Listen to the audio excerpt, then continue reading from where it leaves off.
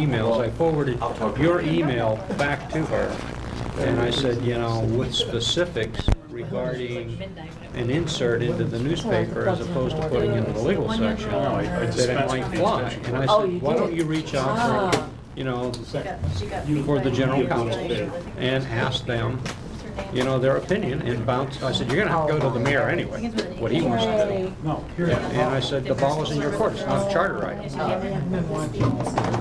You agree? What does the charter say about it? Publish in the newspaper.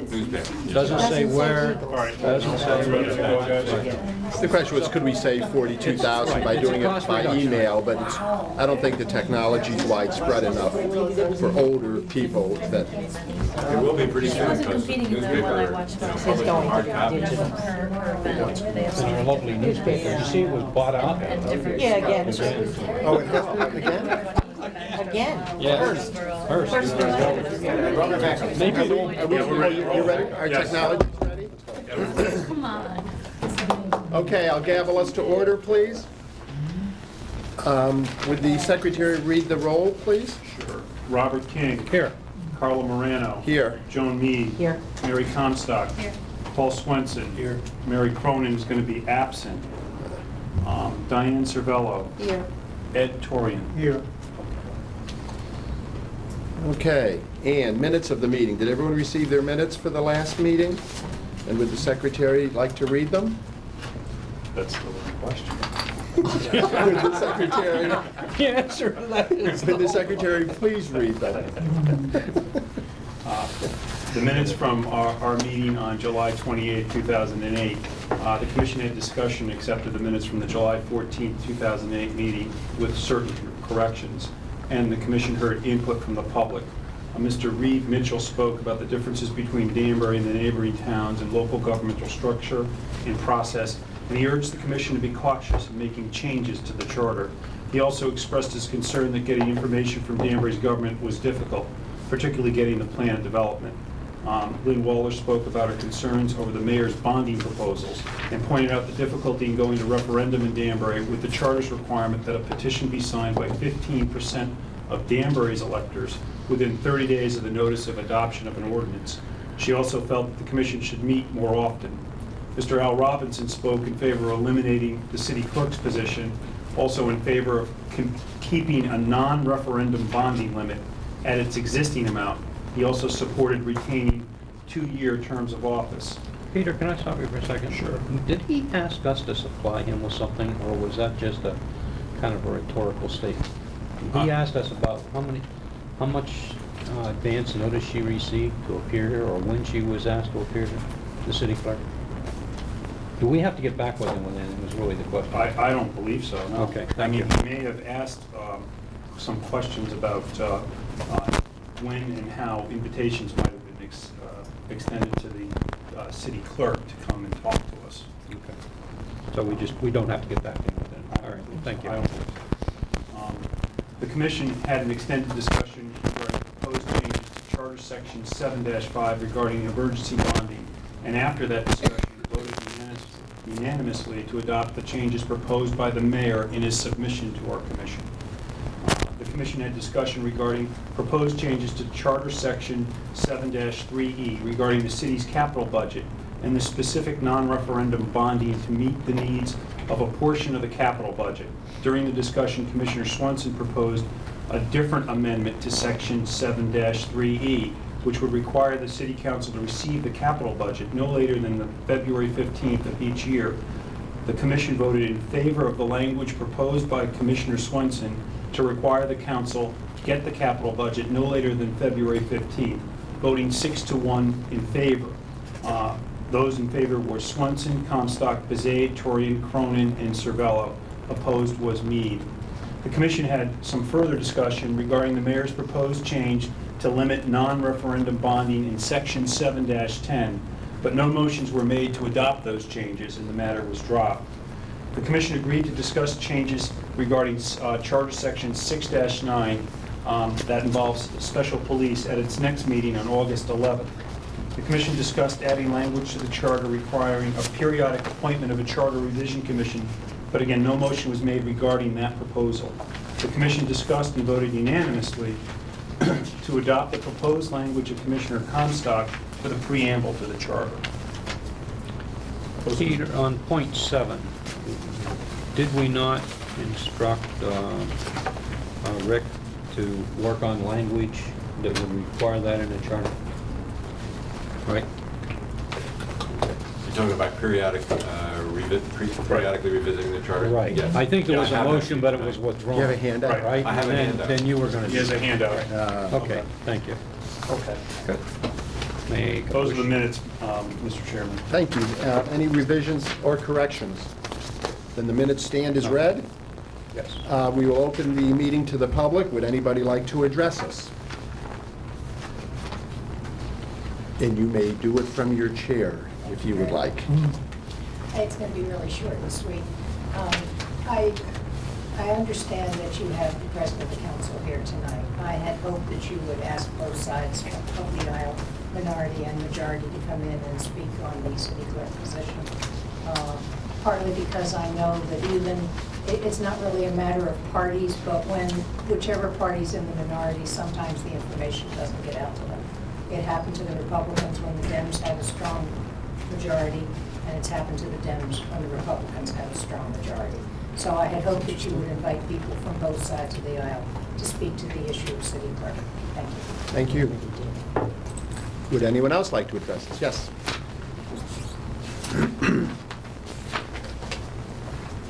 Robinson, 182 Osborne Street. Mhm.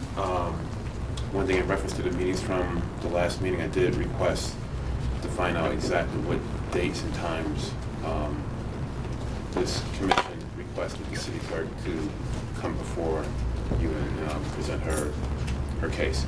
So I did request that, and if I have to do that in the form of a Freedom of Information request, if that's more formal, I can do that. I don't think it's necessary. Number two, I know we have the president of the common council here today to answer questions that I heard them while I talked about the city clerk position. I reviewed the presentation that the city clerk gave, and to the commission, I did hear her say something about having assistants work with her. Now, my impression on the charter is that only the common council can approve assistants in terms of assistant city clerks. So if you can ask the common council president to clarify us on how the city clerk can have assistants, because again, my understanding is based upon the charter, only the common council can approve assistants to work there in that position. Thank you. Thank you. Would anybody else like to address us? Seeing no other members of the public, we'll move on to our agenda. The first agenda item is Common Council President Joseph Cavo. And I think, as I told you, this would probably be a rather wide-ranging discussion. We're open to any and everything you'd like to tell us about. Let's start with the city clerk position. How do you see it working with the council, and whether it should stay in the charter, and any other things you want to do? I'd like to, again, just remind everybody, this has nothing to do with the personalities involved. This is about a charter position, and should this position be made in the charter? So, Joe, if you would like to start. Thank you very much, and thank you for the invitation here tonight. One of the things that I will tell you about is I'm generally a person of few words. I've never had an opportunity to speak before a Charter Revision Commission, and I'm happy that I'm able to be here tonight.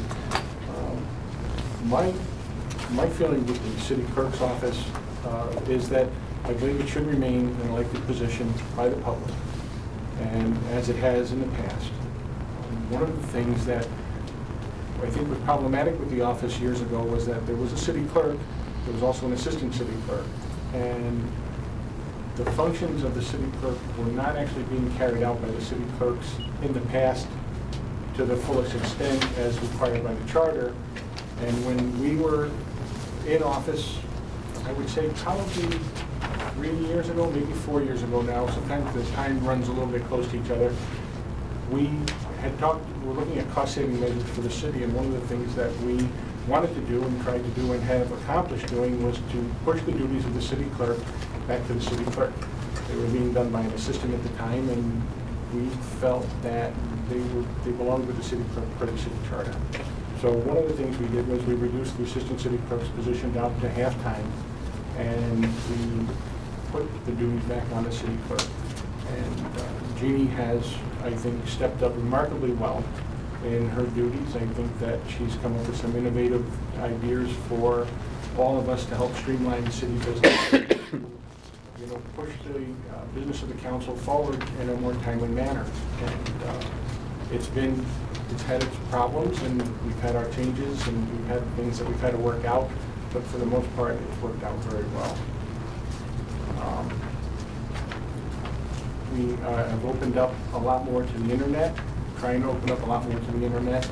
We're trying to work on cost-saving measures, and I think someone had mentioned it before the meeting had started about advertising and public notices and the way that we could save money by not actually taking out legal notices in the legal section of the paper. If there was another method or form of media that we could use that would be more cost-effective for the taxpayers.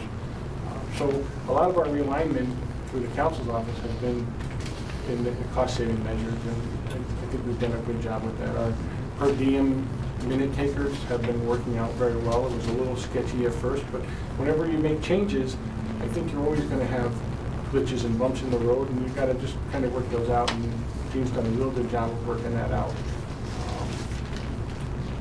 As far as the comment or the question about the hiring of an assistant, we had questioned Corporation Counsel's office to the process, and we had questioned personnel to the process, and we were told that, you know, the clerk, with the approval of myself as the president of the council, could hire a part-time per diem person to take minutes and to work in the office helping put the agenda together at the end of the month before the next council meeting. So that's hopefully would answer that question.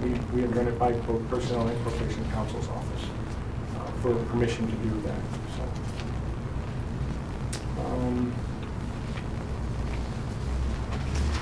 Any questions from anybody on the commission at this point?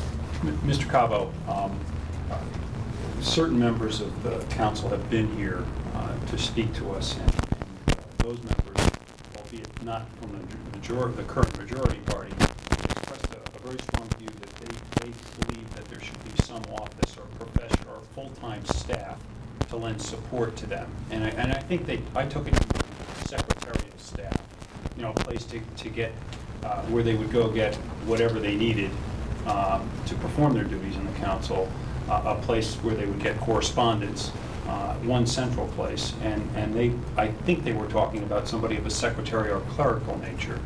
Do you think there's such a need for the members of the council to have such a place or person? I would tell you that I think that the clerk fulfills the duties of that. She handles all our mail. She handles all our correspondence. If there's correspondence that comes in for a specific council person, she usually makes a phone call. What used to happen in the past was the mail would get put in the mailbox in the council caucus room, and it would sit there. And Jeannie has taken it upon herself to call specific council people and say, hey, there's a letter here for you. You should probably come pick it up, or would you like me to forward it on to you? In fact, it just happened today with me with a report from the Film Festival Commission, and she asked me about delivering it, if I would deliver it, or if she should have someone deliver it, or she should mail it. I was on my way home, so I just swung by and picked it up, and I delivered it. So, you know, that function, I think, is being covered by her office. Let's, leaving Jean out of this for a minute, the way it's structured now, we have an independent elected city clerk whose duties are, at least on face to me, in the current charter, appear a little vague. She's independent. It can be anybody of any party, not necessarily the majority party on the council.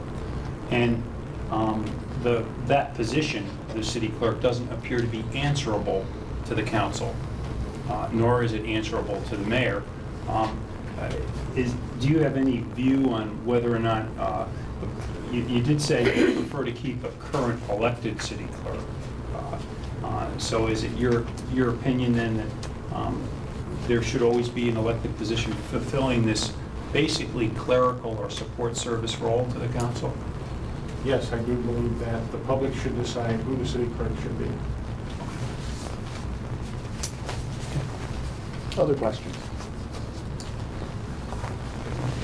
I have a couple, Mr. Calvo, because people have come before us and they talked a little bit about the confusion within the office, especially when people call in and they really want the town clerk, but because we're a city, they go to the city clerk. And if you listen to her voicemail message, it is very long, basically saying, if you want this, go here, if you want that, go there. So that clearly the name needs to change, or probably should be changed from the standpoint of confusion. Absolutely.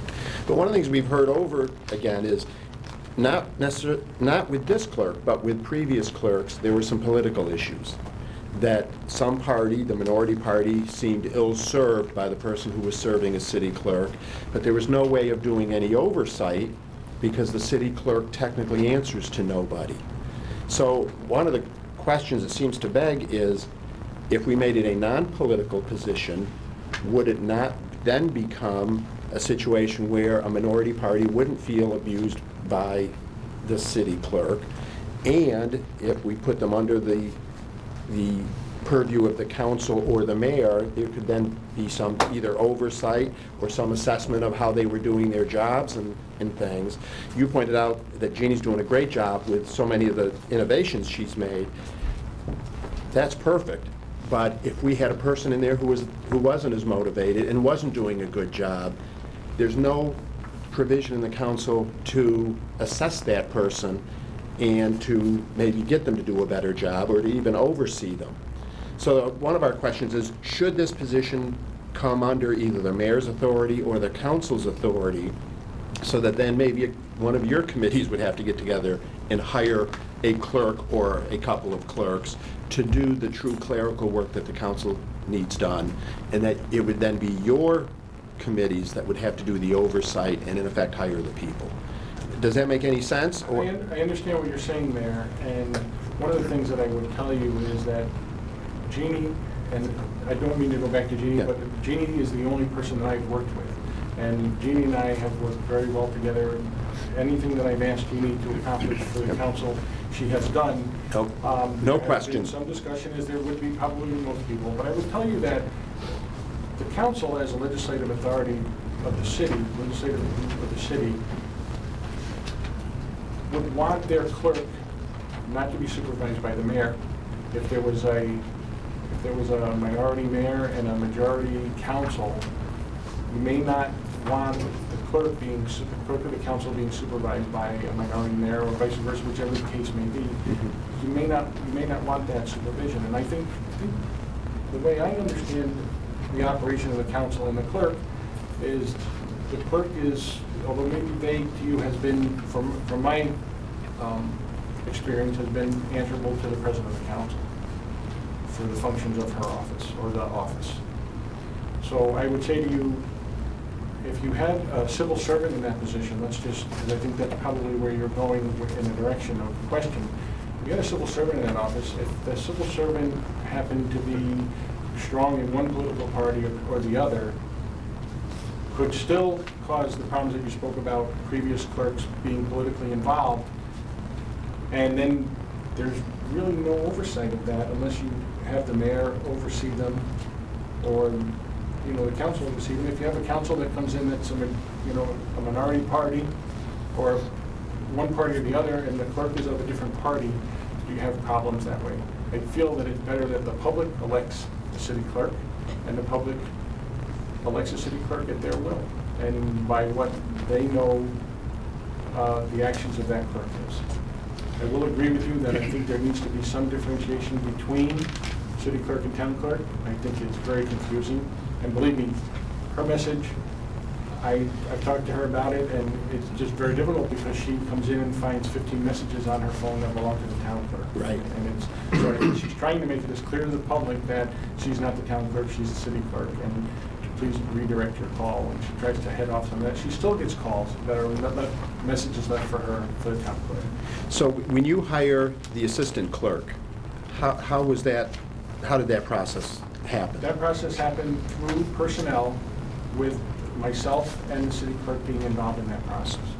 So the personnel had resumes or posted a job? Personnel had resumes initially, and I believe on the hiring of Mary Foley they did as well. And one of the things that I felt as president I don't have to work with the assistant city clerk as much as the city clerk does. So I let Jean sort of take the role in who she thought she could work the best with. I don't have that much interaction with the assistant city clerk. The duties are more clerical and they follow more of the what they're directed as by the city clerk. So I felt it was better to let Jeannie make that decision. If she approved the person, I met the person, didn't do an extensive interview with them, but for the duties, I felt that she was totally capable for those duties and that she should be able to be hired. And if Jeannie was happy with her and what her qualifications were, then I was fine with that. And is she civil service? She is not civil service. Because she's not full-time? She's not full-time, she's part-time. But if she were to become full-time, that would then make her eligible for civil She would service? have to become a civil service posting, I believe, yes. Okay. Mr. Gottschalk could probably answer to that. And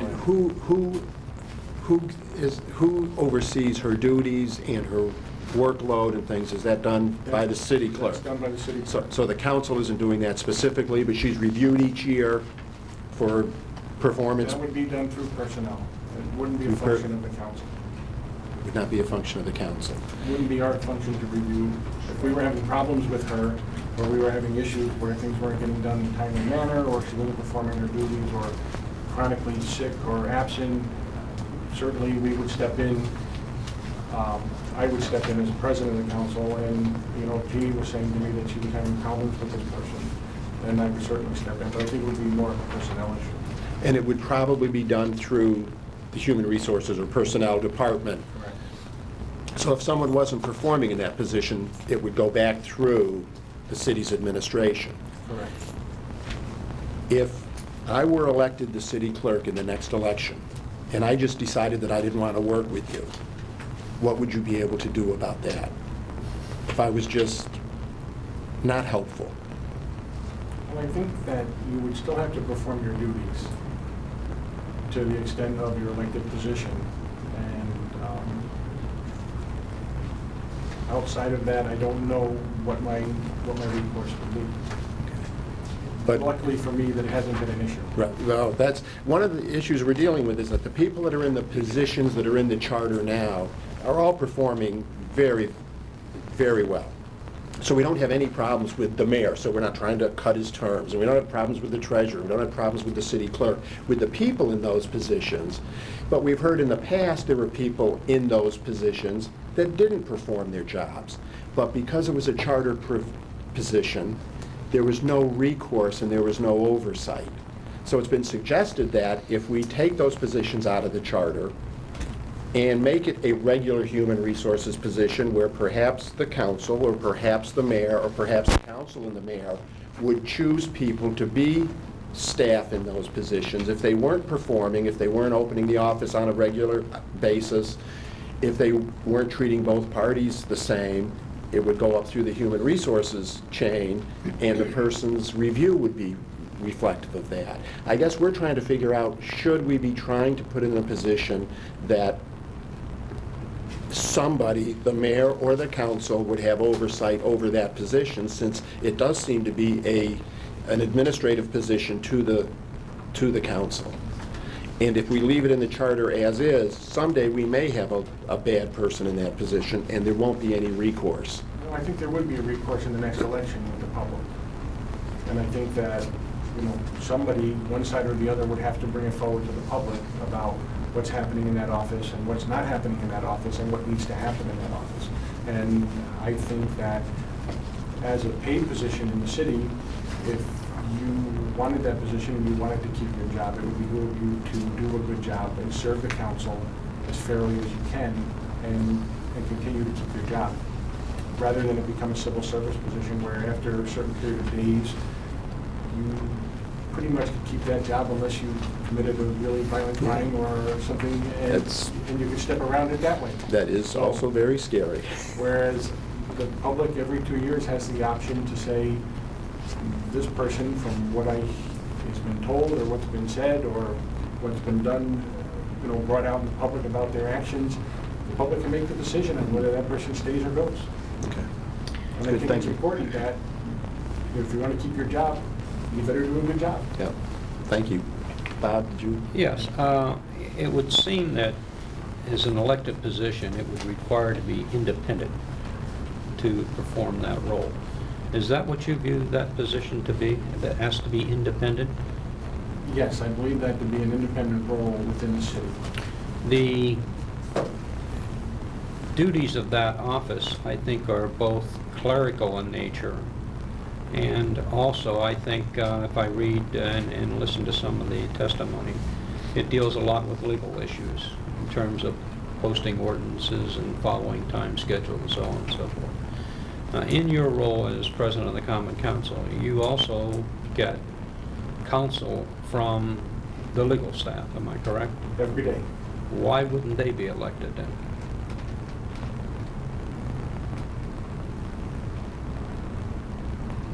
I would believe that the Corporation Counsel's Office of the city is an entirely different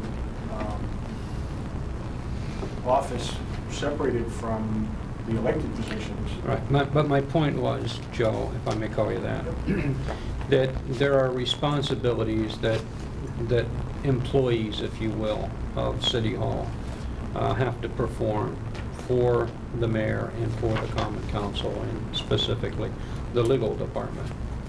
And I was wondering, since a lot of the, or at least a portion of the city clerk's position, goes in that direction, if it were decided that by this commission to not have it an elected position, if it were reporting through the legal department, would that make any sense at all?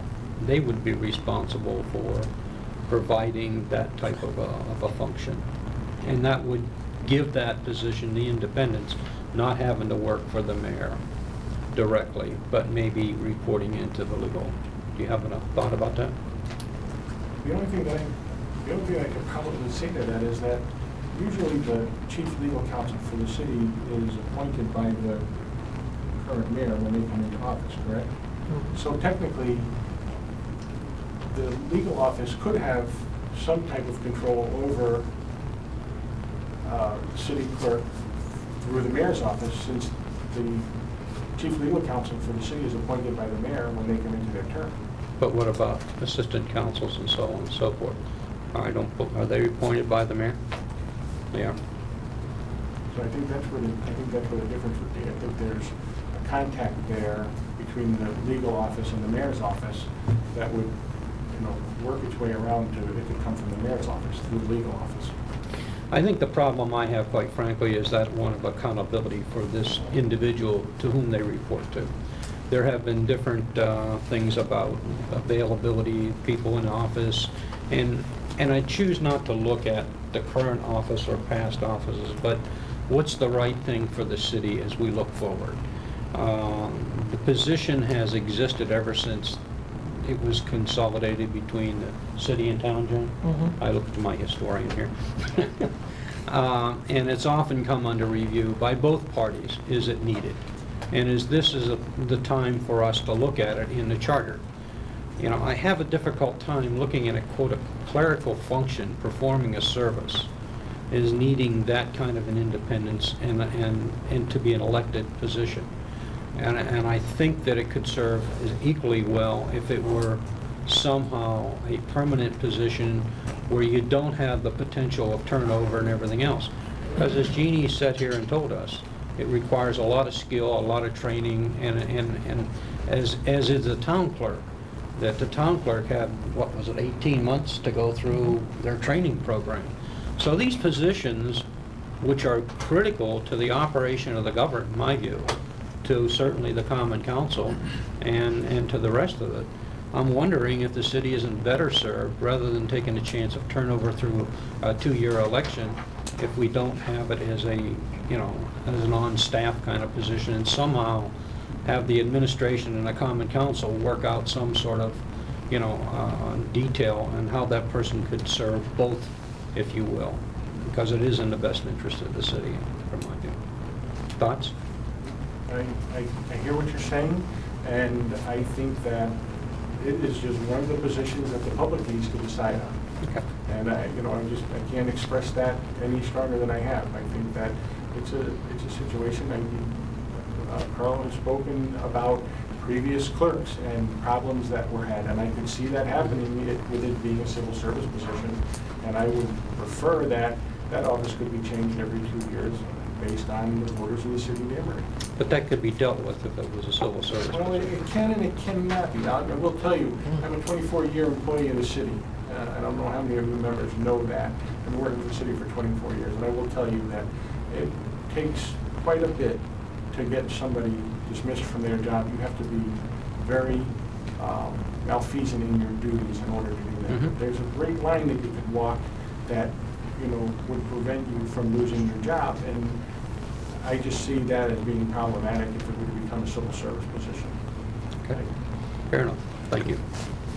Any other questions or comments? I guess I just Mr. Torrey. wonder, between the 2-year interims, are you saying that the council would then have to put up with, for lack of a better term, this incompetence before the elected will speak and vote her out of office? I mean, that seems like awfully long time from the council perspective to have to deal with that stumbling block, roadblock. I mean, just, I don't like to use incompetence, but the fact that, the job's not getting done, essentially. Well, I will tell you that in the years that this position has been in place in the city, I don't know all the historical data to it, but I will say going back probably 30 years, the office has been served fairly well by elected officials in that capacity. I'm sure everybody and every council at the time has had their issues with the city clerk, and but I think that they're manageable and they can be worked out, and as long as people are reasonable about their expectations and the requirements. And I certainly wouldn't run for the city clerk's job if I wasn't qualified to do it. I just wouldn't do it. So with the proper guidance, Jeannie, I don't know how much experience she had being a clerk, but could you hold on? Thank you.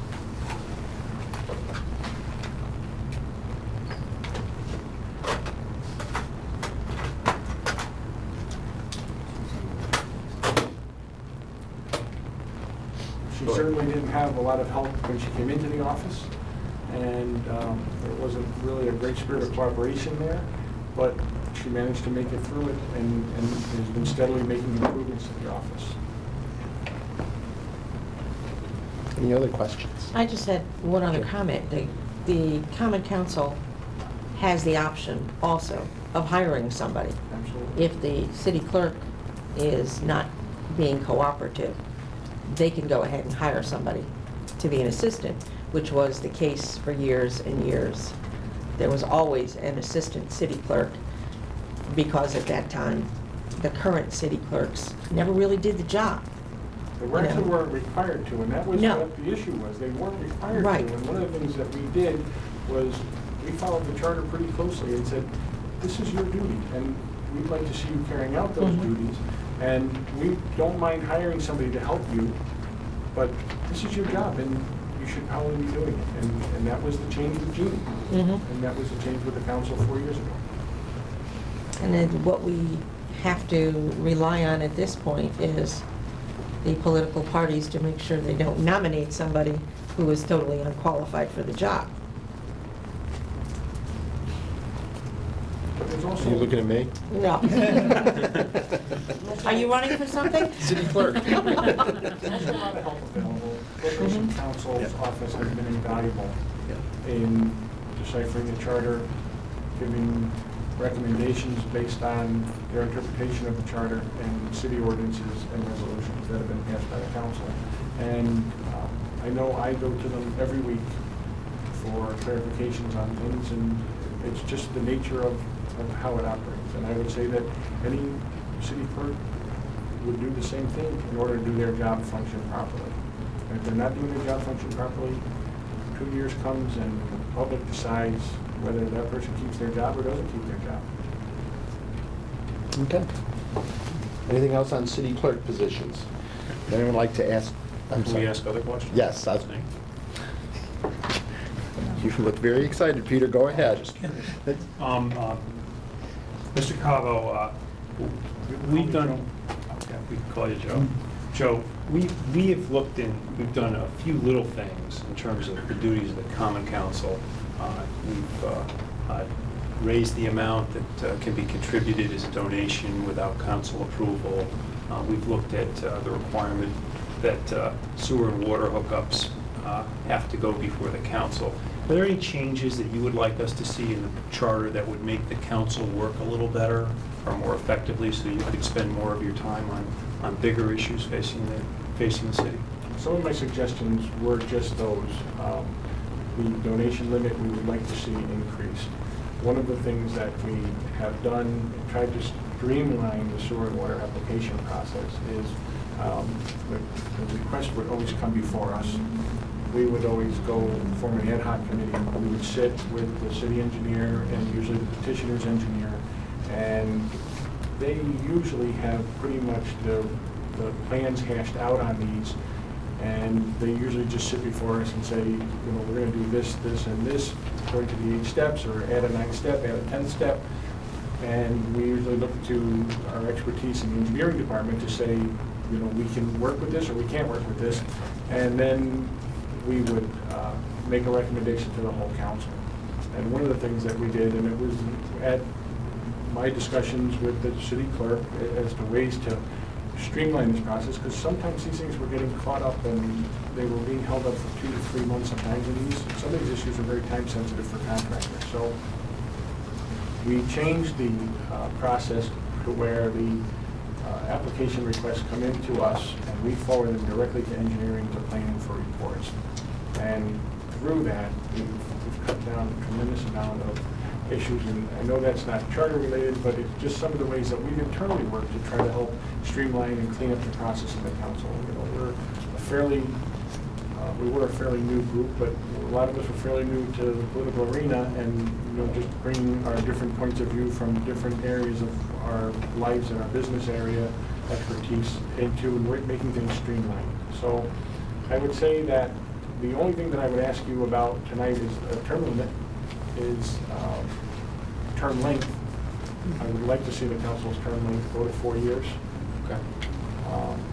I think that would be very beneficial. I think it would, bring you really qualified people who would be dedicated and who would not be stepping up unless they knew it was a 4-year commitment.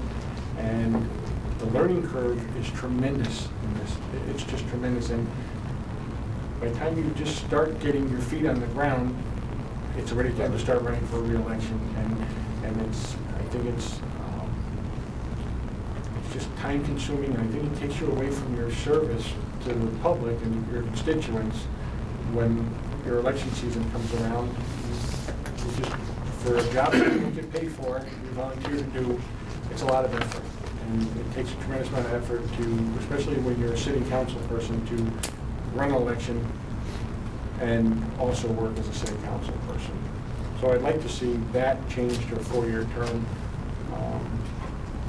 As far as the... Would you recommend the other offices also, the mayors, the town clerk? I think they should all be a 4-year. It would be my recommendation that the city clerk, the town clerk, the mayor's office should all be a 4-year term. I just think that there's so much that has to happen, so much that has to get done. By the time you get it rolling, you're up for re-election. And you know, some things you can't see through fruition, and I think that 4 years is not unreasonable. As far as the rest of the council's operation, I'm pretty pleased with the way things are going. I don't know how much has to change. And I think the public's been pretty pleased with the operation of the council. Are you happy with a 21-member council? Should that be reviewed? I would like to see, I'd like to see the 21-member council reduced. Do you think we could ever get them to vote on that? I certainly will vote on it. Okay. I certainly will vote. How would you organize that? You know, I have given it some thought over the years. I see a 7-member council. I see a member from each ward to represent each ward in the 7 wards of the city. It's interesting. And, you know, I think think the number is just unwieldy at 2011. Could a 7-member volunteer council remain volunteers doing this at night, or would they, with the workload, overwhelm them? I don't know if the workload would overwhelm them. I'd have to really give that some serious thought. I would tell you right now, I work a full-time job, and even as president of the council, I don't feel that I'm overwhelmed. I do have periods of time where I do feel that, but then for the most part, there's, I'm not overwhelmed the majority of the time. Council week, prior council week, putting the agenda together, it can be a little bit stressful, especially holding a full-time job, but it's manageable. It all depends on your dedication. Well said. I'm sorry, John, go ahead. It's okay. No, go ahead. I just had another question about that too, on the size of the council. What about doing 15 members? Do one from each ward and 8 at large. My personal feeling on it, it's still a large number. I just always had the thought in my head of 7 members for the council, just a member from each ward. But it's certainly up to you to decide that.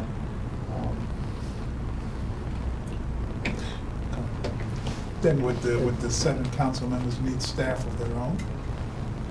I think that they would still use the city clerk and the hired assistant city clerk as their staff.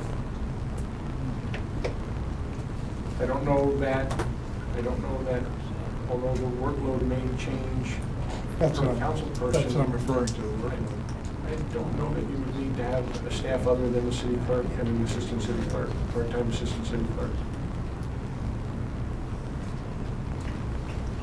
But that's something you probably should all discuss inside. That's just my personal feeling on. We're happy to hear it. That's just my personal feeling. The number is just way too large.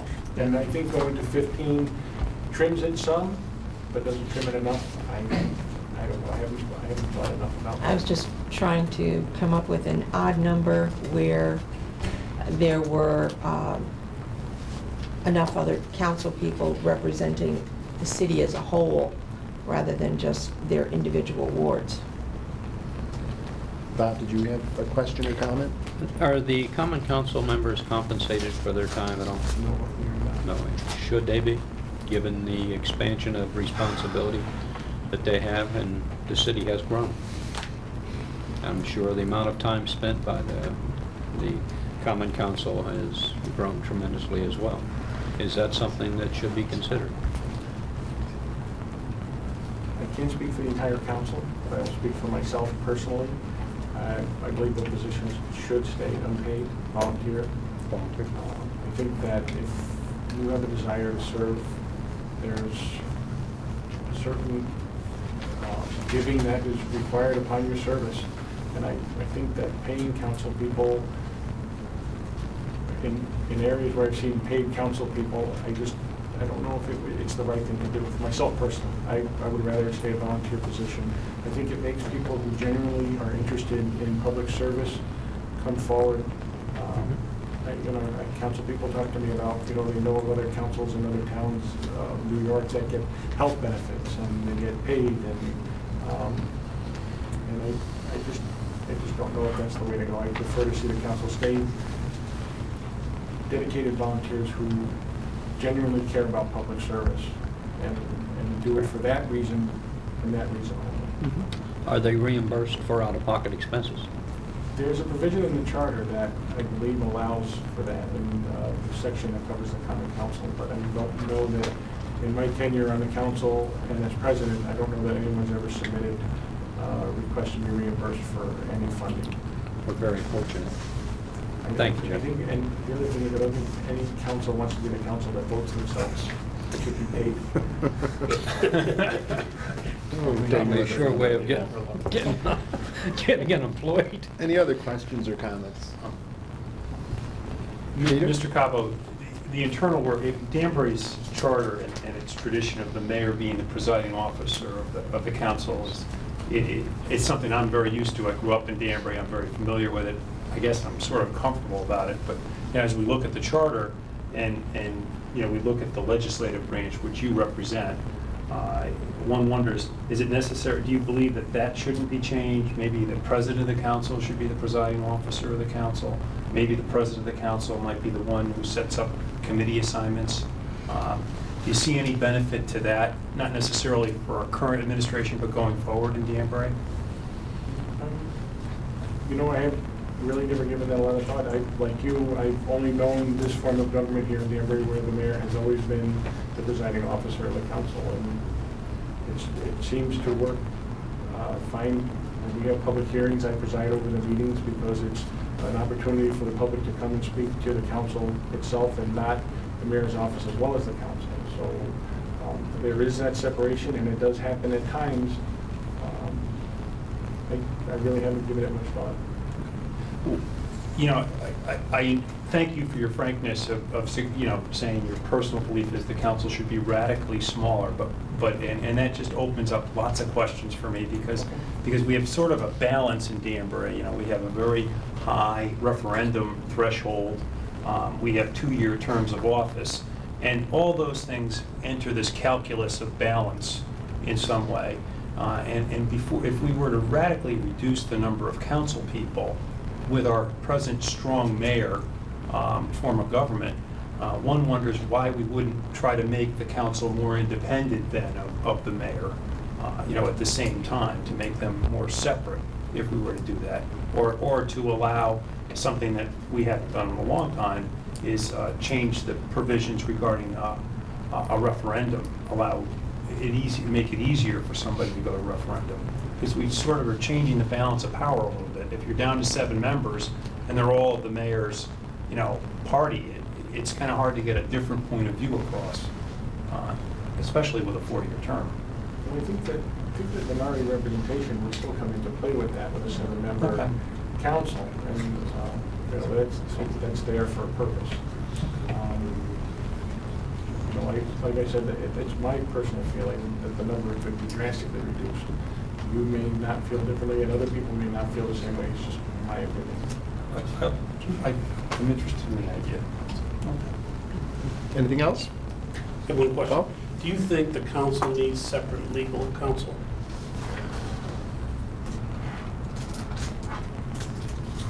No, I don't think so at all. Because I think that the Corporation Counsel's office interprets the charter, resolutions, ordinances in a manner which they probably should be doing. And I don't know that, I'm not really sure why that would be necessary. As far as I'm concerned, the Corporation Counsel's office has done a fabulous job. And has been backed up by other outside counsel as well in matters of questions or legal deciphering of how an ordinance was written or what the intent was, or what the legislative intent was. So it's worked well. I think it's worked very well. One other topic. Go ahead. No, somebody else has, go ahead. Nope. No. Topic is bonding, which is something that this commission has studied, with great detail. If you go back to, I believe it was sometimes early in the spring when the mayor presented a budget, he had 5 programs that he had submitted to the Common Council.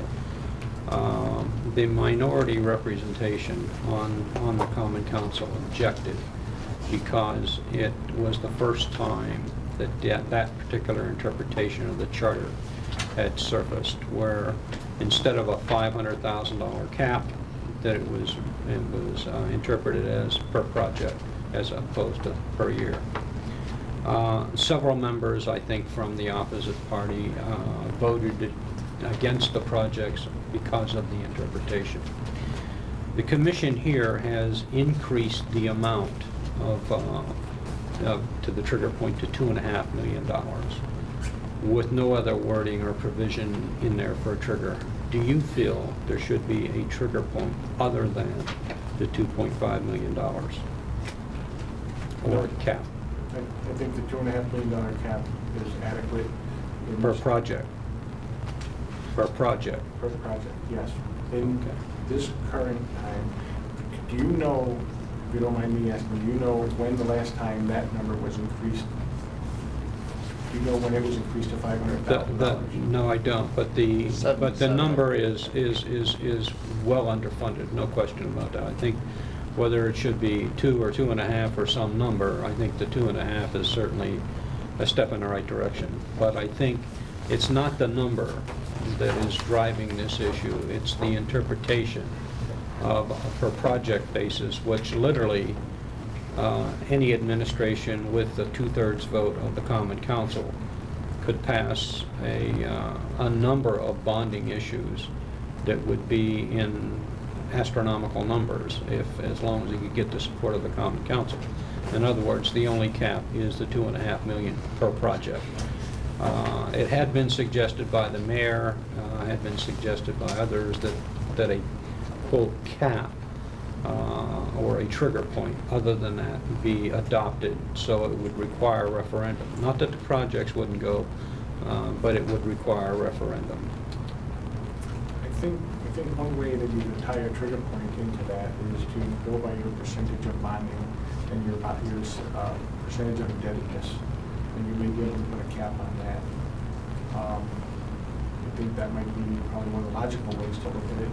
Currently, right now, I believe we're 5.5% indebtedness in our bonds currently outstanding, and certainly the charter can make a suggestion to cap that number at a certain percentage, so that it can't be out bonded, so to speak, or no particular mayor or council with 2/3 majority could exceed a certain percentage of that indebtedness.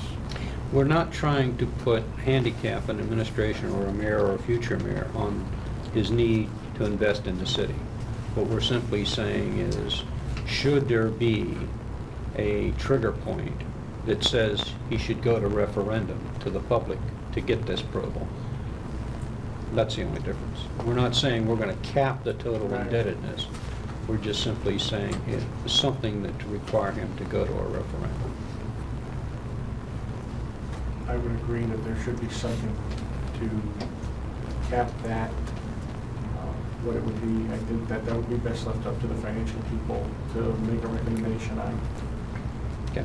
The indebtedness, by the way, I think there is a policy in effect that the administration has adopted in other cities as well, and that limits the total indebtedness under certain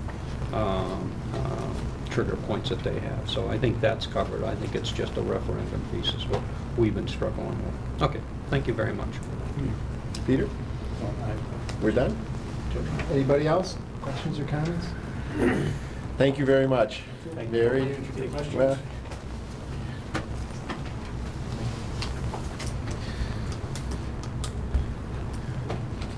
Anybody want to make a motion or anything at this time, or shall we? I want to make a motion to add a discussion with Chief of Police Alan Baker to the agenda as part of what is item 3, and I'd like to enlarge item 3 on our agenda, which is a discussion of Charter Section 6-9, to include other relevant portions related to the police department.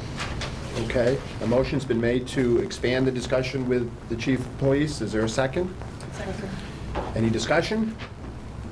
Hearing Thank you, none, Joe. I will try your minds. All in favor, say aye. Aye. Opposed? We've expanded the discussion, chief. You're here for a reason. Yes, I'm here for a reason. And thank you for your patience. That was a little longer than we had hoped to hold you up, but, all right, you're here. Why don't would you like to start by telling us Sure, what you've written?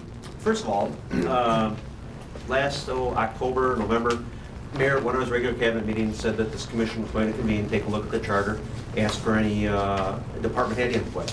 And so I took the information back. We, at one of our regular staff meetings, we discussed the relevant sections of the city charter with our staff, came up with 3 suggestions. Those were forwarded to the mayor, and I see that they've been forwarded to unedited. This is exactly what came out of the police department. First one is 6.3. The current language requires that all appointments in the police department be confirmed by the council, and I guess I would suggest that you consider changing or actually eliminating that provision. Well, for a couple of reasons. First of all, the state of Connecticut establishes standards for screening and employment of police officers, and we follow those standards. We have to follow those standards by state law. And the way the current system works right now, when somebody applies to be a police officer, first of all, their application is screened by our personnel department. It's then screened by the Civil Service Commission. Civil Service Commission does a physical agility test. They do a written test. They then do an oral interview with the candidate. Then they certify a list. Once they've certified the list, they're interviewed by the personnel director and the police chief. They are given a psychological test, they're given a polygraph test, they're given a medical test, and they're given another physical agility test. So once somebody's gone through all those tests, which sometimes take 4 or 5 months, we have a pretty good idea whether this person is fit and going to be a good police officer or not. And the current language in the charter requires the mayor to bring that in front of the council. And just 2 observations about that. It seems to be one that's kind of a perfunctory task. I've never seen anybody on the council not be approved unanimously. And for the employee, it's kind of burdensome because they have to appear at night, then they have to appear again the next morning to actually take the oath by the corporation council. And so I think between the safeguards that are in effect and are promulgated by the state of Connecticut, and just as a convenience sake, like I say, I was hired as number 579, and I think the next person we're going to hire is number 613. So there's some 30 plus in my tenure, which has been about 3.5 years. Nobody's ever been approved other than by unanimous vote. So it's largely a ceremonial type thing that I don't really think is necessary. So that's suggestion number 1. Suggestion number 2, qualification for the police chief. The charter right now sets some minimum qualifications. You'll note it doesn't require a college education. And all I did is simply pull the job or the application back when my job was advertised back in 2004, and use the language that was used in the job announcement back in 2004. And the language they use, bachelor's degree from accredited college or university, such as criminal justice, public administration, criminology, or related discipline, and at least 10 years of experience in policing. Strong preference includes a master's degree in a related field, 5 years of upper-level management experience, advanced training with the FBI National Academy, Southern Police Institute, Senior Management Institute for Police, or other recognized management development course. That was the language that was used in 2004, and that's pretty much standard language. Speaking from experience, that I've applied for jobs on the East Coast, I've applied for jobs on the West Coast, I've applied for jobs in the Midwest. This is pretty much the standard language that's used in all modern police departments today. So I would suggest updating to, at a minimum, setting a college degree as a minimum requirement. The other thing in that section I didn't recommend changing. I'm the only person on the police department that's lived in the city of Danbury. I think that's a good idea that the police chief lives in the city of Danbury, becomes a stakeholder, becomes part of the community. I think that's important that stays in the charter. That's why I didn't, it's in the same section, 6-9A. And then our final suggestion has to do with special police officers. Special police officers, I guess a long, colorful history here in the state of Connecticut, and they were primarily political appointments, by a mayor to reward friends with a badge and a gun. And there was no real requirements other than being appointed by a mayor to be a special police officer. They acted as an auxiliary or supplementary police force. Back in 1982, Connecticut required all police officers to obtain a certification to the state of Connecticut. And at the time, it was 400 hours of training that was required. And I'm not sure how many special police officers Danbury had back in 1982, but I'm told it was over 100, 150 special police officers. And they were given 5 years to go to night school and get their certification. So they had until 1987 to obtain that certification. Most of them did not. We have not hired any special police officers since that time, with 1 or 2 exceptions that were constables that were moved over to a special police officer status to serve in our dog serve as dog wardens. And the problem we have today is that there's no way you could get a special police officer certified, because today you're required 880 hours of training, 22 weeks, and you're required 10 weeks of field training, and you're required to attend a full-time academy to obtain that certification. There's no full-time academy here in the state of Connecticut that will take a part-time employee, simply because there's not enough seats for the full-time employees that need academy certification. So it's a thing of the past. We haven't hired any since the late 80s, and we're down to 13, and I suspect in the next 5 years, and they're all very senior in terms of tenure at the police department, that you'll see no special police officers here in the city of Danbury. So I just recommend we remove that provision from the charter. Okay. I was really looking forward to getting my badge. I'm not sure which party you're from. Okay, questions or comments?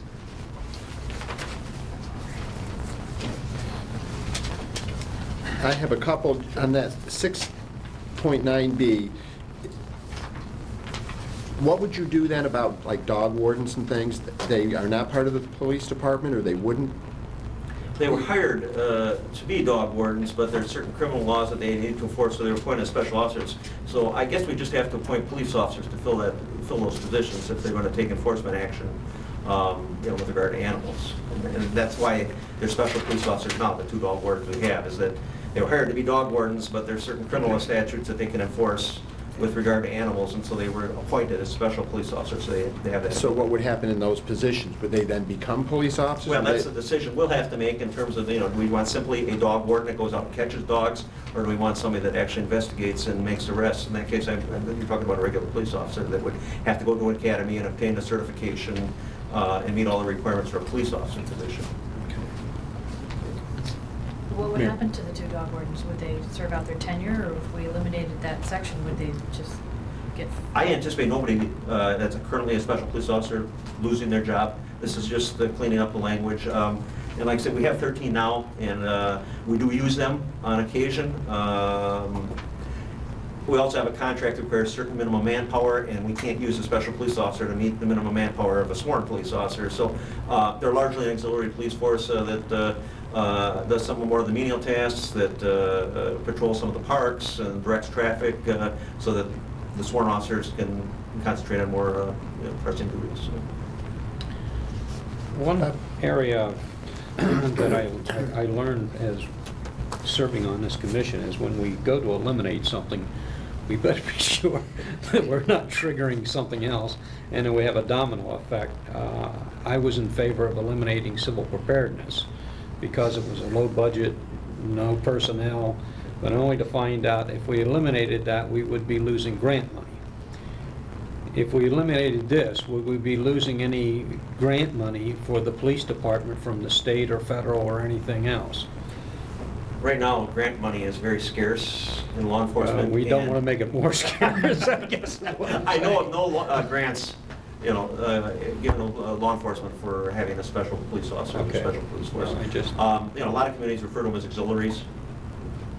I'm just sensitive to that. Okay, thank you. I have a question. Is there another mechanism in a manner that a retired city police officer could come back and work part-time? Is there another mechanism for that without being a special? Working as For instance, you've got a certified guy who's been to the academy, a police officer, and he retires, and provided he doesn't retire on some disability, why can't that person be called upon to direct traffic, patrol the parks, do the other menial tasks that would free up the regular police force? Wouldn't that be where you would want to put those people?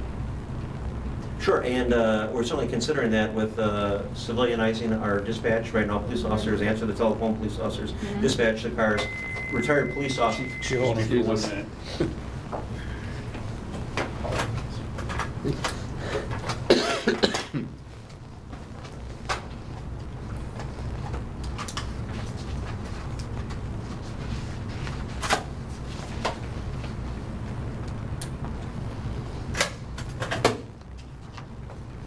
Okay, sorry. So we're considering retired police officers in those types of positions, and that's through the Civil Service Commission and our Personnel Department. That's not something that, we, the police department, would hire. And I could envision something similar, but having a special police officer that, or not having special police officers, I guess I don't see that impacting that type of hiring. Do the special police officers cover a lot of road jobs? No, not, they Rarely, seldom? seldom, Sometimes? they get last shot at it, so. They get last shot. But do you have trouble, when you have trouble filling road jobs, don't you look to those people? And wouldn't you want an avenue to have a qualified group of candidates? you want to put those people in that? If we eliminate that, you're not going to have anybody. Where else would you put them is my question. Well, first of all, we're going to eliminate them through attrition. We're not going, but with regard to the question about road jobs, that's paid at a higher rate, so we have no problem filling any road job. It's the security jobs that we have problems filling. Can't guarantee any of these security jobs are going to be filled at any time, even if there's special police officers on the bench. I mean, Italian festival this summer, there was unfilled jobs at that. We do the best we can, but even with special police officers, there's unfilled jobs. Anybody else? Peter? Chief, in the city of Danbury, we have the regular police, the sworn officers, as you referred to them. We have special police officers, and you mentioned constables. What do they do? Constables serve legal papers. Just the civil constables. Right. There's nobody else wearing a uniform affiliated with the city of Danbury Police Department other than the special police officers. Is that correct? Correct, that is correct. Any other questions or comments? Question regarding Mr. King. Homeland Security type activities. Do the assets that you have, are they sufficient to warrant communications between yourself, the fire department, and other departments in case of emergency in the city? Right now, no. We are in the process of doing a radio communication study, to bring us up to that interoperability, but right now, no, that interoperability does not exist. Should there be a Homeland Security type department in the city, or is there one? I'm not sure what Mr. Espin's title is besides airport administrator. He fills that role. I don't know if it's called civil defense or I think it's that's the emergency civil management or preparedness. he fulfills that type of role right now. And somebody needs to fulfill that role, coordinate police, fire, emergency medicals. It doesn't exist today, you're saying? No, I'm saying Mr. Espin fills that role right now. But I think that's the same role that was in effect since long before 9/11. Am I correct, Rick? Yes, it's always been in the chart. Yeah. You feel there's any void that should be beefed up in any way or anything? No, I think that a part-time Okay. position is Thank you. sufficient. Okay. Other questions or comments? We appreciate your time. Thank It was you. very helpful. Thank you for coming.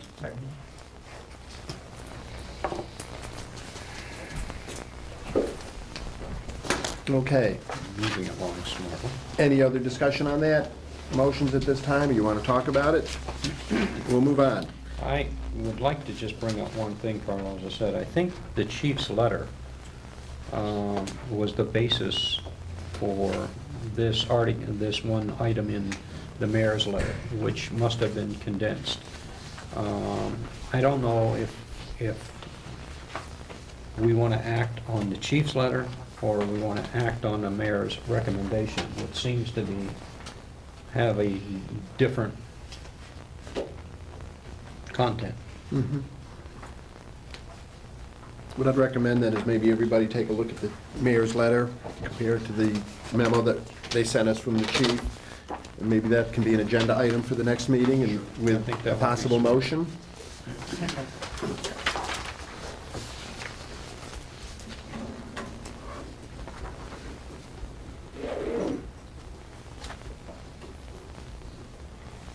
For example, in the mayor's letter, unless I missed it, I don't recall him mentioning anything about eliminating the special police force. Yep.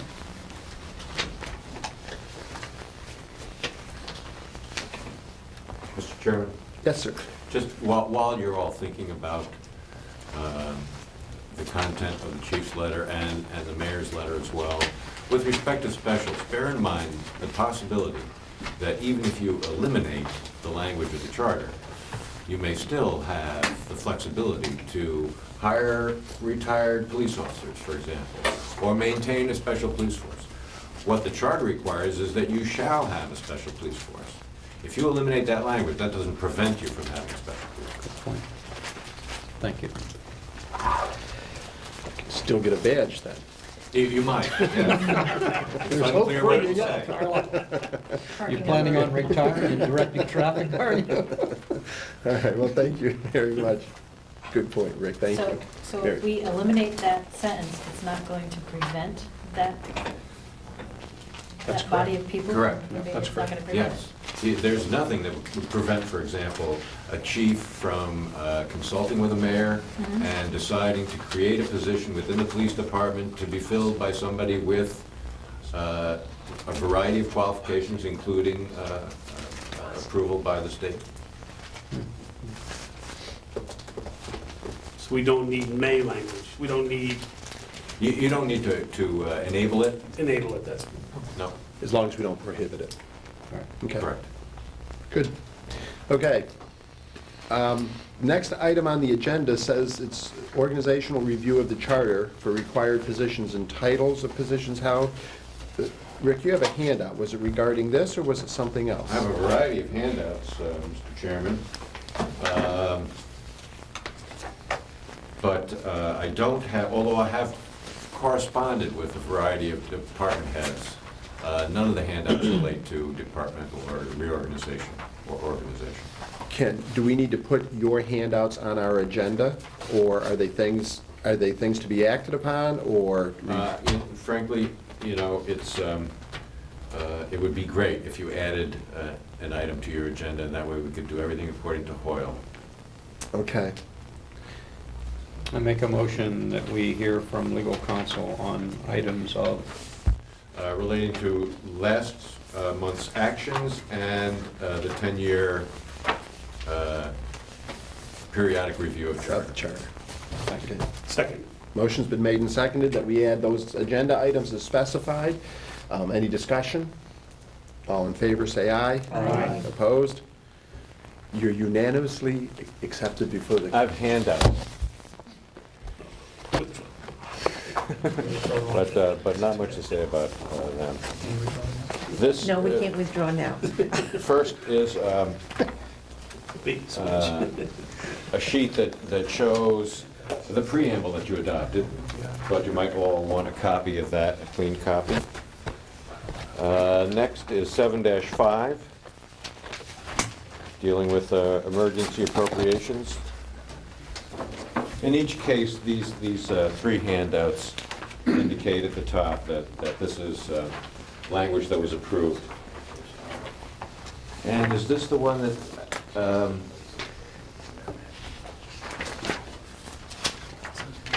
there was one that referred, there was a typographical error in to the departments rather than by the departments? Yeah. Can't remember which one that was. Oh, Those are two and by, yeah. it might have been 7.3E, which is coming next. And I just inserted that, and at some point, you know, when you're preparing your draft report, my expectation is that you'll approve all of these again, or just ratify the language or something. Capital improvements, this is the February 15th language that was proposed by Commissioner Swenson. So all three of those reflect, at least I hope, what you did last time. And the last handout that I have is suggested language that you requested relating to periodic charter review. now you have three. And at this point, of course, it's just for discussion.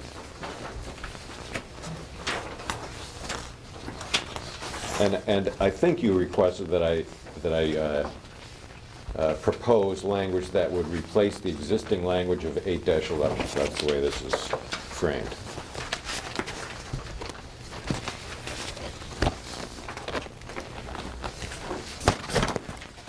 And that's all I've got. Thank you very much. You're welcome.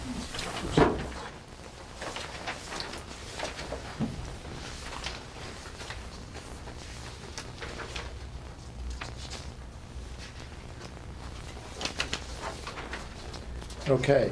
In the language on the things that were passed, does anyone see any changes or questions, need clarification? I think Any typos? Way back in February, we had actually voted to delete section 8.9, so section 8.11 is now section 8.10, I think. So 8, 9. We deleted 8.9, which was, police and firemen's pension funds. 8, 9. we will go back and review minutes and make sure that we did. Yes, we But did. yes, we did, according to my notes. Yes. Thank Yes, you. 3 of us found it, that makes it official. So we can call this 810. Rick's, This one.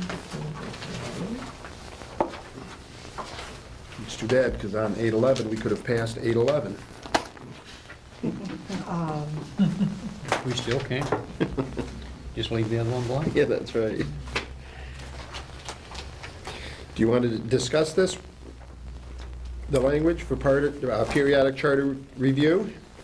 Why the date 2019? 10 years. 10 years. It's 10 years from now. 10 years forward. On or before? I'm sorry. Thank you. On or before. And this is replacing what currently reads as amendment of charter. Is that what we're doing? I think we eliminated that, didn't we? And 8/11 is very simple. This charter may be amended in the manner prescribed by law. Right. And this is simply saying that there will be charter revision. Do we want to force that on a future city? Since they can do it when they feel they want to? Is it critical? It says shall consider and act upon a resolution.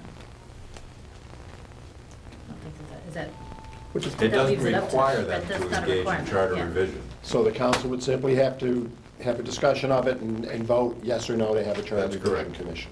that's all this requires them The current requirement of state law in order to initiate charter revision governmentally as opposed to by petition calls for the adoption of a resolution that this language would require that they consider.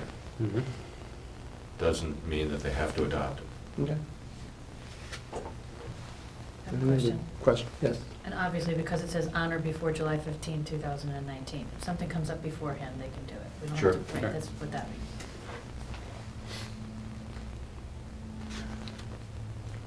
Any other discussion?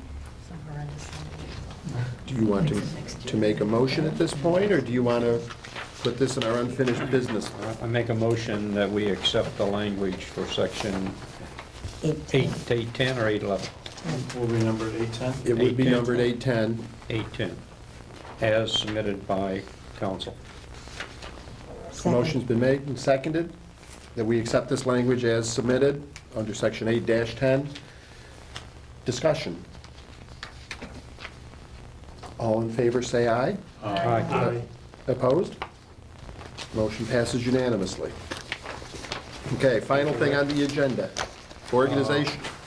There is one thing with these other handouts. Yes. In the preamble, Rick, I believe at one point, prior to adopting this, I had made a motion, and I think it passed, about adding some language. Do we have to go back and correct that? It was regarding the form of government.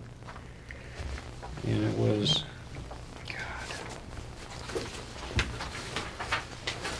I think it was like a 1-, we moved 1-4 to 1-5 and added a 1-4 or made it a 1-5, the mayor and common council form of government. Yes. That was, Do we have to change that? I don't remember it being I think it passed. something that was approved, but I could be wrong. I think it was. I mean, my memory could elapse, on this issue very easy. It's hard to be chairman and keep track of all this stuff, huh? You were missed sorely last week by all the commissioners. Yeah, okay.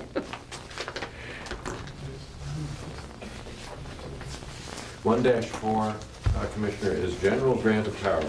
Right. We Conditional all changed that. powers granted. We'll change that to by the 1-5. Same as, One, Yes. right, is that right, John? 1-4. Yeah, and we added a form And of we added government a language. 1-4. I don't know if we ever worked out the length. I don't have that file with me tonight, my past file.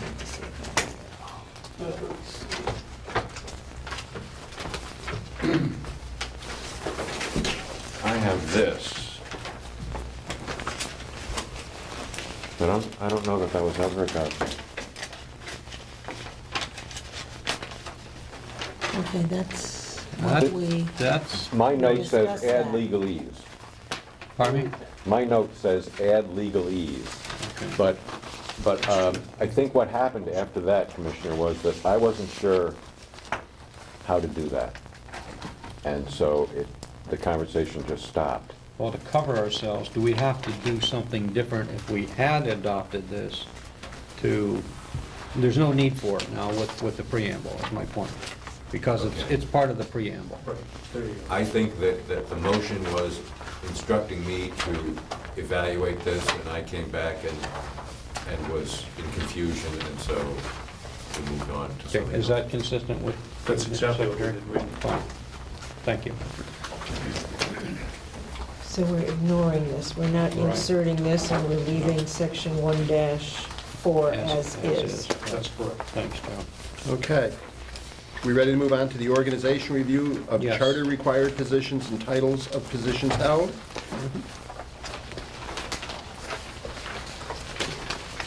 Okay. Robert, did you want to start that? Yeah, I make a motion that we put this on a future agenda. What, Okay, Bob. Because I think we're, Well, then, let's go through this. Is this section 6, is that what this is referring to? Yes. Treasurer, administrative departments, Yes. appointments of officers, that's where the bulk of it is. all the way through 6. Carl, basically, we discussed several, bless you, Thank you. several approaches to doing this. And we covered this off at the last meeting, but just briefly, our charge from the mayor, as I recall, was to do a thorough review of the organization, which would include updating job descriptions, titles, et cetera, et cetera. You know, I question whether this is the panel to do that, from especially the organizational piece of it. That I think if I understand the mayor correctly, for us to take a look at organizations, I don't know that we're prepared to do that. I don't feel that I am, when we speak for myself. I don't have enough knowledge to do that. If he wishes to get involved in it, I would think that using an outside resource to do that. If it's a matter of updating titles and responsibilities, then I think we need more input from either the mayor or the department heads to move forward in a manner. Do you? Any questions? If I may, This is the mayor's letter to you, I believe it is, anyway? Yes, from December 3rd. And he's indicating that he's interested in having the commission review names and designations and modifying charter sections to reflect reorganizations that have already occurred. Like the So Department of Welfare. For example, you have the Department of Health and the Department of Welfare, two separate sections in the charter, and what he's proposing is that since these functions have been consolidated, that the names need to be changed and perhaps the language in each of those sections, those separate sections, get merged in some way.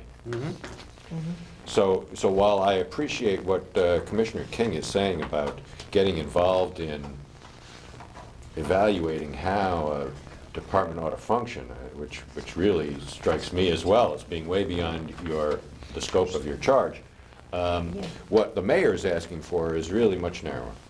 So shall we ask that you Change the name. prepare what those would be with the If mayor's you would like me office? to, I'd be happy to. Yeah, I think that's, Although, I think a preliminary conversation with the mayor okay, would perhaps be in order with respect to those specific okay. items. I know he's talking about, in addition to health and welfare, there was communication from the personnel department proposing a change in that title. There was a reorganization of the Parks and Rec and Public Works departments, right. where functions were merged or revised in some ways. And so I think those three, unless I'm forgetting something else. Am I forgetting something else? The risk manager's position as well. Risk management, sure, there are subsections of the charter within the finance department that we probably don't call it data processing anymore. Perhaps information technology would be a better designation. That's what it's called anyway, so we might as well change I it. think that, Right. Well, I guess my question is, does that stuff need to be in the charter? Do you need those descriptions in there if obviously the city can change what the departments are and how they're organized for the sake of being more efficient? We'll have that discussion. We'll check with the mayor's office, find out what they have in mind, and either eliminate them or come back with some updated names and things. But we'll So- just get some input. All right, Carlo, but in terms of merging the language of the health department and rolling it into the, or rather rolling the welfare department into the health department, are we going to generate that language? I mean, it's not much. We could just take that section and It's just. not much. It's not much. I mean, I wouldn't anticipate it being a lot of work. One of my questions is, should the charter have that much detail in here? Does it in any way tie the city's hands the way we have to have a city clerk because it's in the charter? I mean, this is 17 sections in section 6, 16 sections in section 6, describing very specific positions that have obviously become out of date and have been reorganized. Does a city charter need that, or can the mayor and the common council pass legislation that in effect establishes how the city's organized? Does it need to be specific in the charter?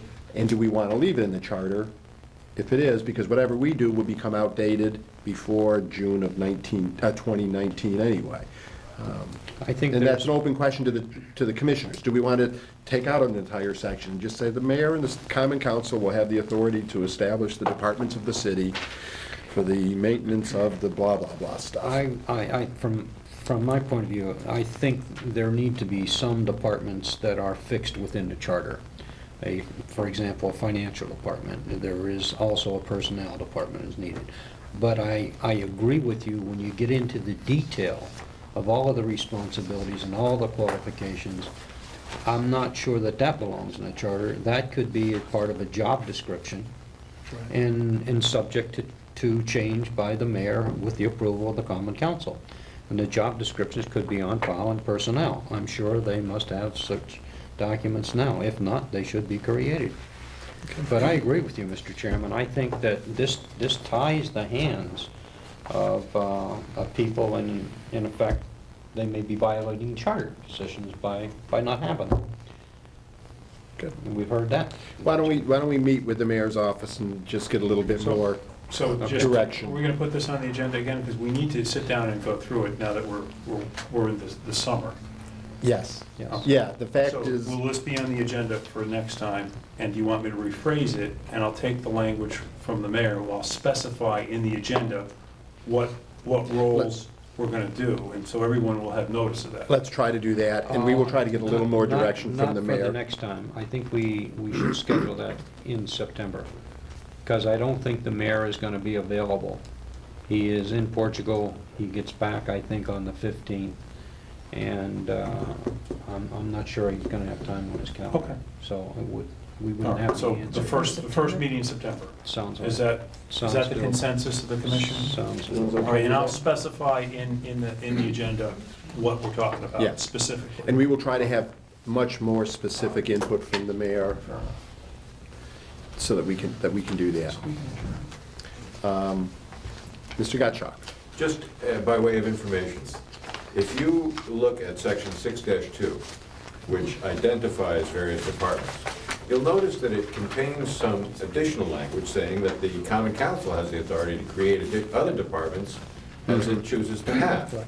So I've always assumed that this document created a minimum, a floor, upon which you could add departments. So, you know, one point of view that you might entertain is, what do you have to have?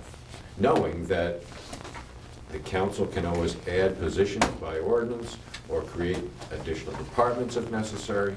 That's how we wound up with the personnel department originally. It wasn't in the original charter. So that flexibility is in place. What flexibility does not exist is to have less than what's in here, without running the risk that somebody is going to call you on having violated the charter. So when you deliberate, bear in mind that what you're doing is creating the bare skeleton. You can add more with risk, but I think that that's your charge, is to figure out what that minimum ought to be. Peter, when you had mentioned the risk manager, what was your point on that? Because that is a position that's delineated. Does the city have a risk manager? Well, I believe we have somebody who just fills it. He has several roles. We don't have a separate It is not a- individual person doing that anymore. Okay, because here, clearly, there's a risk manager shall be responsible for the identification, analysis, and evaluation of risks or hazards which can affect the ability of the city to perform its services, and shall determine methods to minimize such risks. So what you're saying is somewhere there's someone whose job that is, but it's not a specific position, and this doesn't require the city to have one position that is only a risk manager position. I think it's a fair interpretation. Okay. All right, that will be a future agenda. What other ideas do people have for the agenda for the next meeting? Are there other issues that we have not addressed that you would like to bring up? Well, I think there is. Or to review? Let's see. You know what? Why not discuss the number of members on the common council? I agree. Okay? I agree. And it's Pandora's box, but why not have a discussion on it, and we either up or down, and that'll be that. What about referendum in the city? Do we want to take a look at that? Current numbers, the percentages, and the timing involved on that? I had February 25 at least. Right. I Yeah. think Yeah, we decided that. calendared that in for next time. Oh, good, okay. Can we send a correspondence to the common council members and tell them that we're going to be talking about the numbers of them in the future? I think they'll probably hear about it. Should we not do that? We have two right there now. Can you guys spread the word? You need 21 more, yeah. They already did. Can you each talk? amount of admiration for what you're stepping into, so. One meeting, boom. Could both of you talk to 9 people and bring them all in at our next meeting? We may be able to do something on that week. I'm serious. Oh, he's back here. In effect, it's going to become an agenda item. We would love people's input. Yeah, We'll try to target there's a for that week date. in between. We'll try to- 25th. Is that a So Monday? maybe we can get that Yeah. in for the 20th. I'm sorry, I'm thinking the next meeting is the 18th. August. I think probably protocol on that would be to notify the president of the council, to notify all the council members. We're not that strong on protocol, quite honestly. Can we just call the city clerk? Sure. Yes. If the city clerk works for the president, let him do that. All right, this is getting out of hand. Is there anything else that should come before this? Are Paul? we going to consider the chief of police next time? We vote on it? You want to put that back on the agenda? I think it should be on the agenda. We should either vote, discuss it, vote it up or down. You'll have time to think about it. Although, do we want to wait till after we've had a chance to talk to the mayor? Because I think we. since he's not around, perhaps that should wait a little bit. I guess I'm not sure why this correspondence was different from the mayor's correspondence. We may be able to meet with him prior to the next meeting. Okay. I guess we could table it if necessary. You know what, let's put it on the agenda, we will deal with it, and it may be tabled, or we may be ready to move ahead. Anything else? I guess what I'll ask you to do is go back through your previous notes, find issues that we wanted to discuss that we may have missed. There is one other item that we could add, either, it doesn't have to be the next meeting, but we should do it soon. And that is to have our council take us through everything that we've passed to date. So And everybody have it in is one on the concise same packet. page.